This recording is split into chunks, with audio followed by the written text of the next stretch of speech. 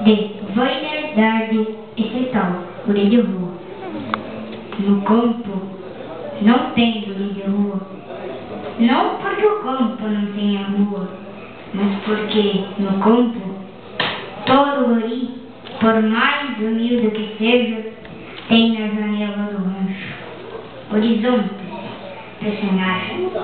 Guri de campo, mesmo de pés descalços, vivem estrelas dançando nas noites de lua cheia, quando brinca com os astros, perseguindo os pilanços. E mesmo sem rua, sabe todos os atalhos dos caminhos que escondem as auroras, nas amoras e os ocasos nas quitandas. Sabe a época das nécias, quando o sol doura as laranjas, os melões e as bergamotas, e o mel das lexiguanas amadurece de luz.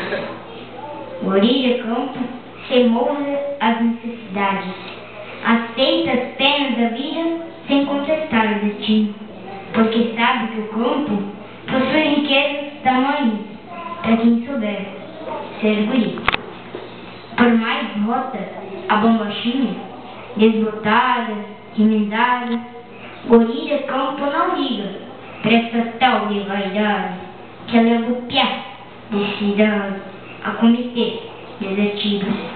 E depois, guri campeiro vive bem com seus avios, linha de mão e espinhão, pois a roupa pouco importa quando o mundo abre as portas para os olhos vestirem céu. Nem todo guri de campo tem um petiço baldoso para correr pela estância. Porém, não há guri de campanha que não tenha um cachorro, porque guri sem cachorro no campo não é guri. Na cidade, sim, os guris se extraviam, porque ninguém se preocupa com quem não seja seu filho, porque ninguém possui tempo para doar um segundo de amor a quem precisa. E tanto guri se perde pelas ruas do destino, por falta de um afago, pela ausência de um beijo, pela carência de amor. Guri de campo, não. Dificilmente se perde, e se acaso fica órfão, como tantos por aí, o guri procura o campo, e o campo adota o guri.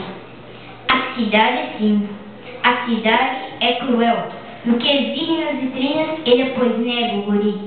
A cidade fere no que engana, judia do que promete, exibe esperanças e depois deixa a infância sem ter sonhos para sonhar. No campo,